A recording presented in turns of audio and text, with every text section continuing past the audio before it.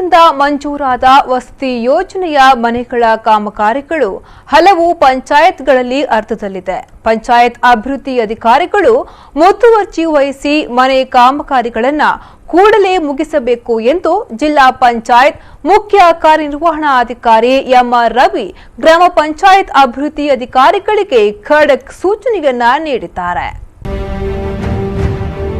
ಅವರು ಸುಳ್ಯದ ತಾಲೂಕು ಪಂಚಾಯತ್ ಸಭಾಂಗಣದಲ್ಲಿ ನಡೆದ ಅಧಿಕಾರಿಗಳ ಪ್ರಗತಿ ಪರಿಶೀಲನಾ ಸಭೆಯಲ್ಲಿ ಮಾತನಾಡಿದರು.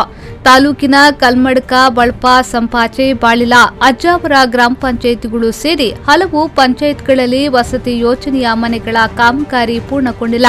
ಎಸ್ಸಿ ಮತ್ತು ಎಸ್ಟಿ ಪಂಗಡದವರಿಗೆ ಪ್ರತಿಯೊಬ್ಬರಿಗೂ ಮನೆ ಮಂಜೂರುಗೊಳಿಸಬೇಕು. ಪ್ರತಿ ಗ್ರಾಮ ಪಂಚಾಯತ್ ವ್ಯಾಪ್ತಿಯಲ್ಲಿ ಮನೆ ನಿವೇಶನಕ್ಕಾಗಿ ಜಾಗ ಗುರುತಿಸಿ ಗ್ರಾಮಕರ್ಣಿಕರು ತಹಶೀಲ್ದಾರ್ ಗಮನಕ್ಕೆ ತಂದು ಪ್ರಸ್ತಾವನೆ ಸಲ್ಲಿಸಿ ಆ ಸ್ಥಳವನ್ನ ಮೀಸಲಿರಿಸಬೇಕು ಎಂದು ಹೇಳಿದ್ರು.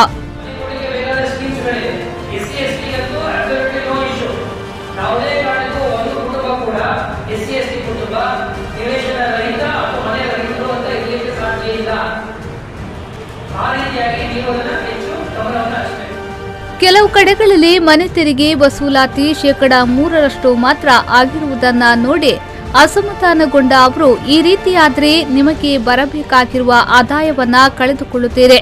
ಆದ್ದರಿಂದ ಬಿಲ್ ಕಲೆಕ್ಟರ್ ಅನ್ನ ಮನೆ ಮನೆ ಕಳಿಸಿ ವಸೂಲು ಪಡಿಸಿ ಎಂದು ಆದೇಶಿಸಿದ್ರು.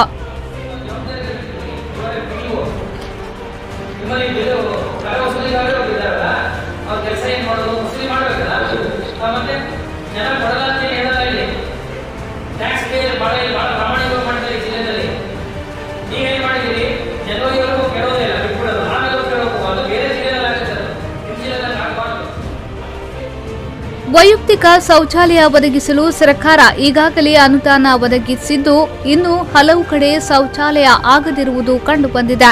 ಪಿಡಿಒಗಳು ಆದಷ್ಟು ಶೀಘ್ರವಾಗಿ ಅದನ್ನು ಸಂಪೂರ್ಣಗೊಳಿಸಲು ಮುತುವರ್ಜಿಯಿಂದ ಕೆಲಸ ಮಾಡಬೇಕು. ಕೇವಲ ಶೌಚಾಲಯ ಕಟ್ಟುವುದರಲ್ಲಿ ಕಾಲ ಕಳೆದರೆ ಇತರ ಅಭಿವೃದ್ಧಿ ಯೋಜನೆಗಳು ಯಾವಾಗ ಎಂದು ಪ್ರಶ್ನಿಸಿದ್ರು.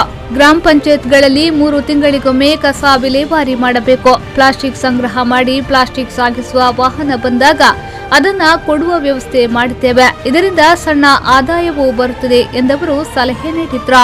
ಈ ಸಂದರ್ಭ ಜಿಲ್ಲಾ ಪಂಚಾಯತ್ ಉಪ ಕಾರ್ಯದರ್ಶಿ ಎಂಇ ನಾಯಕ್, ತಾಲೂಕು ಪಂಚಾಯತ್ ಮುಖ್ಯ ಕಾರ್ಯನಿರ್ವಹಣಾಧಿಕಾರಿ ಮಧುಕುಮಾರ್, ಉದ್ಯೋಗ ಖಾತ್ರಿ ಯೋಜನೆಯ ಸಹಾಯಕ ನಿರ್ದೇಶಕ ಭವಾನಿ ಶಂಕರ್ ಹಾಗೂ ಇತರ ಇಲಾಖೆಗಳ ಅಧಿಕಾರಿಗಳು ಮತ್ತು ವಿವಿಧ ಗ್ರಾಮಗಳ ಪಂಚಾಯತ್ ಅಭಿವೃದ್ಧಿ ಅಧಿಕಾರಿಗಳು ಭಾಗವಹಿಸಿದ್ರು. ಪದ್ಮನಾಭ, ವಿ4 ನ್ಯೂಸ್ 24/7 ಸುಳ್ಯ.